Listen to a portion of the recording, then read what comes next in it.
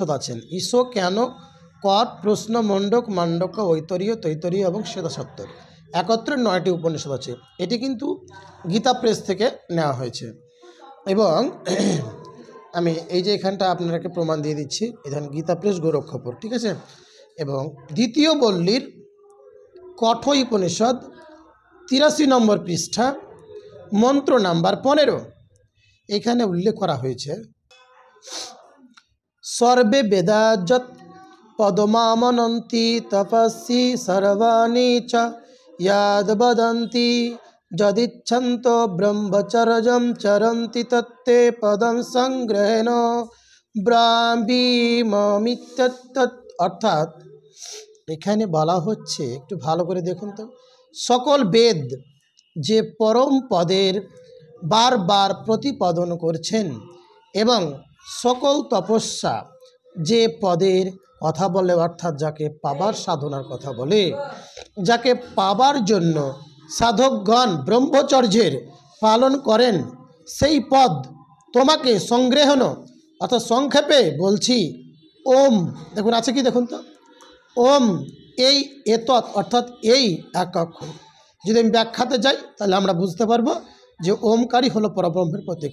তা আমি মূল মন্ত্র এবং তার আমি একটা একটা করে অনুবাদ এবং দেখে নিলাম যে ওম জপ করতে বলছেন বা ওম ধ্যান করতে বলছেন। তাহলে আমরা উপনিষদটাকে বন্ধ করলাম। এবার আমরা যাব যোগেশ্বর ভগবান শ্রীকৃষ্ণ গীতায় কি বলেছেন। এটাও কিন্তু গীতা গোরক্ষপুর থেকে নেওয়া হয়েছে, অর্থাৎ গীতা প্রেস থেকে নেওয়া হয়েছে।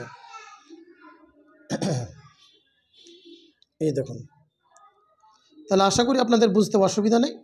এবার আপনাদেরকে আমি দেখাচ্ছি গীতার সেই 8ম অধ্যায় 12 থেকে 13 নম্বর শ্লোক, 12 থেকে 13 নম্বর শ্লোক। তো যাই হোক, ভিডিওটি বিস্তার লাভ করবে বলে আমি কিন্তু মন্ত্রটি বলছি, শ্লোকটি বলছি না, শুধু অনুবাদটা আপনাকে দেখিয়ে দিচ্ছি আমি। হ্যাঁ,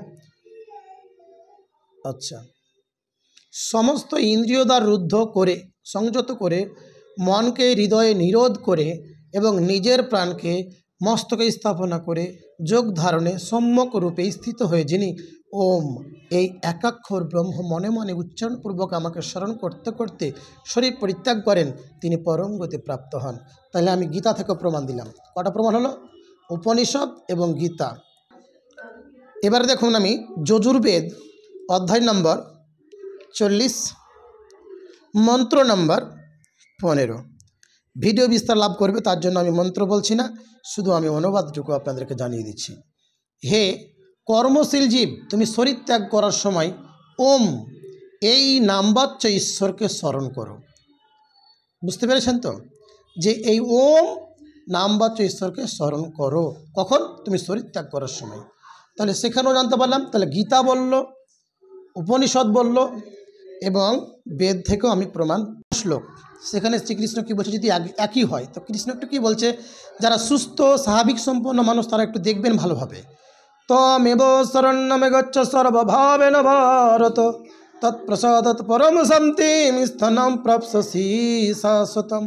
যোগেশ্বর কৃষ্ণ বললেন, আমার অনুবাদ নয়, শ্রীল ভক্তি বেদান্ত স্বামী প্রভুপাদ এবং ভক্তিচারু স্বামী মানে এটা বঙ্গ অনুবাদ করেছেন। এখানে কী উল্লেখ করা হচ্ছে দেখুন তো, হে ভারত, সর্বত্রভাবে তাঁর শরণাগত হও।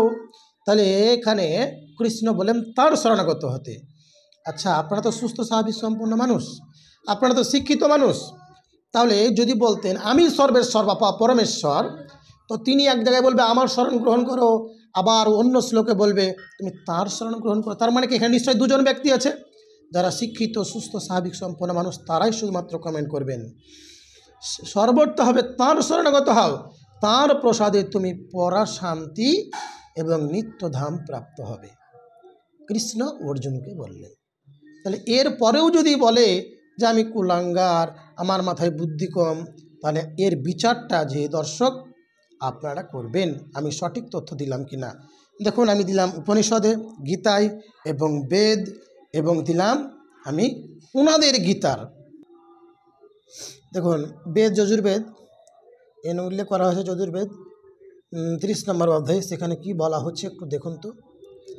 এখন 30তম অধ্যায় আরম্ভ। তাহার প্রথম মন্ত্রে ঈশ্বরের নিকট কি প্রার্থনা করা উচিত এই বিষয়ে বলা হয়েছে। তাহলে ঈশ্বরের নিকট কি প্রার্থনা করব সেই বিষয়ে কি বলছে। বেদমন্ত্র প্রথমেই ওম উচ্চারণ করতে হয়। ওম ভূর্ভুবঃ স্বঃ তৎসবিতুর্বরেণ্যং ভর্গো দেবস্য ধীমহি ধিয়ো ইয়ো নঃ প্রচোদয়াৎ। অনুবাদটা দেখুন।